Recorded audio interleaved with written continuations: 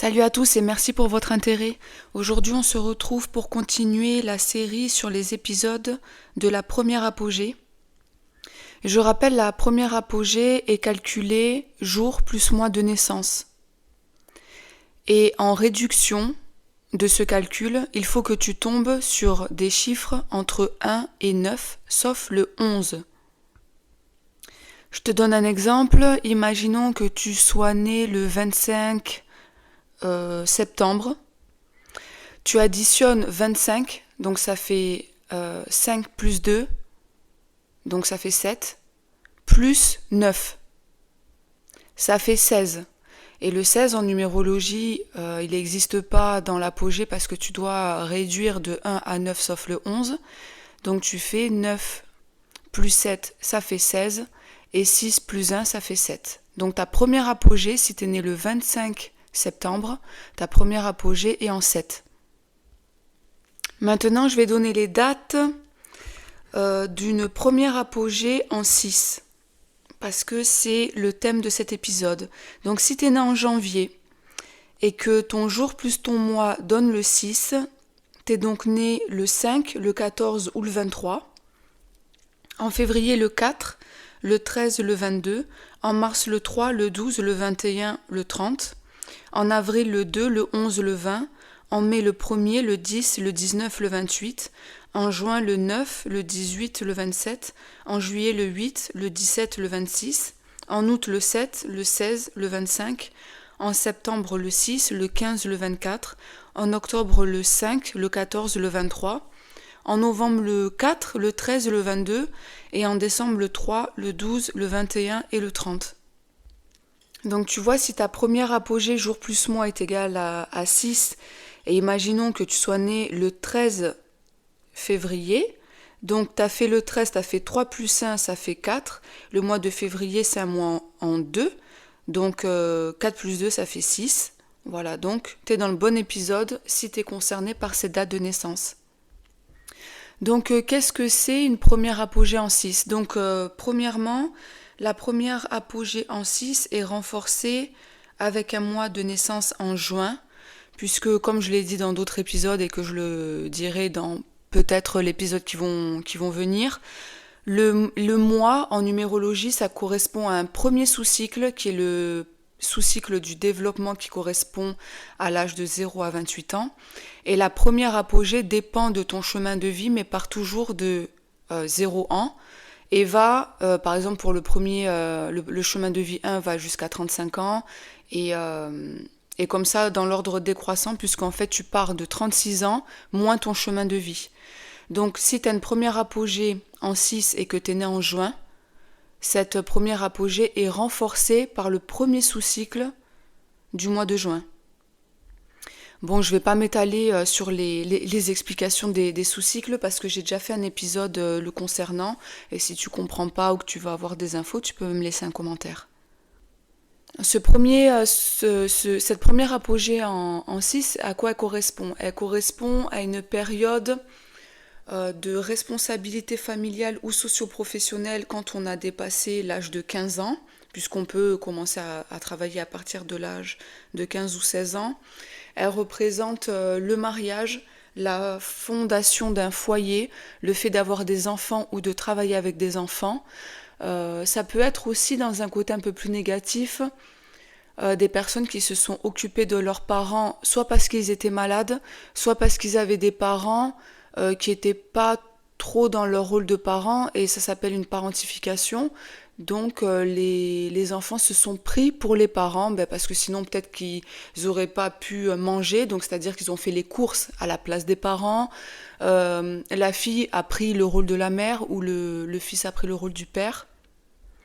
Ça, c'est un peu les côtés négatifs d'une première apogée en 6, c'est-à-dire la parentification, le fait de prendre la place des parents quand on est jeune, ou de s'occuper par exemple de ses frères et sœurs, soit par un très grand amour développé pour ses frères et ses sœurs, qu'ils soient plus petits ou plus grands que nous, ou soit par obligation du fait par exemple de l'absence des parents parce qu'ils sont au travail, ou de l'absence des parents parce qu'ils ont une maladie, on ne sait pas, peut-être la dépression, ou peut-être des maladies vraiment physiques, comme, je sais pas, peut-être un cancer, voilà.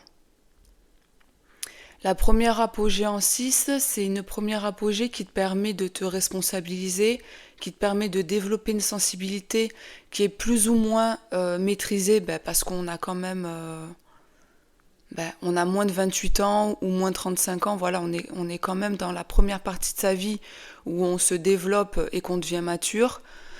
Une première apogée en 6 renforcée par un mois de juin peut soit indiquer que tu es en conflit avec le clan familial ou que justement tu as une grande attirance pour t'occuper des enfants ou pour fonder ton foyer. La première apogée en 6, elle peut t'inviter à choisir des métiers dans l'esthétique, dans la mode, dans la musique ou dans tout ce qui est beau, par exemple, créer une marque de vêtements ou être vendeur ou vendeuse pour une marque de vêtements ou une marque de luxe, être esthéticienne, être maquilleuse professionnelle ou aimer en tout cas maquiller sans pour autant en faire ton métier. La première apogée en 6 aussi, elle invite à développer et cultiver l'harmonie dans ta vie, que ce soit au sein de ta famille ou au sein de ton cercle amical, ou en tout cas dans le contexte dans lequel tu évolues. C'est une apogée aussi qui t'invite à développer, à cultiver le fait d'être conciliant et d'être compréhensif. Alors, si tu as une première apogée en 6 et que tu es en chemin 6, on te demande un double travail qui est vraiment d'éviter ce que appelle Denis Schneider, qui a écrit un bouquin, La numérologie appliquée, de ne pas confondre le relatif et l'absolu. Ça, c'est vraiment la bête noire du chemin 6 et des apogées en 6. C'est de ne pas confondre pour toi ce qui est par exemple une vérité ou ce qui est pour toi quelque chose de nécessaire ou d'important ou qui est vraiment la vérité. C'est d'être mesuré et adaptable. Qu'est-ce qui pour toi est l'absolu et qu'est-ce qui pour l'autre ne l'est pas. Et donc c'est-à-dire que ce qui est pour l'autre pas de l'absolu, en fait ça se transforme en relatif. Est-ce que pour toi c'est vraiment nécessaire, par exemple, je sais pas moi, de ranger les verres dans un placard et pas dans un tiroir, et pour l'autre, pourquoi pas ranger les verres dans un tiroir. Et ça peut créer du conflit, parce que pour toi c'est absolument nécessaire de le ranger dans un placard, et pour l'autre ça relève plutôt de quelque chose qui est pas pratique, et plus pratique de le ranger dans un tiroir, on ne sait pas selon la disposition de sa cuisine. Et pour toi, qu'est-ce que ça fait que l'autre fasse cette action et que tu penses que c'est ta manière de faire qui est la meilleure.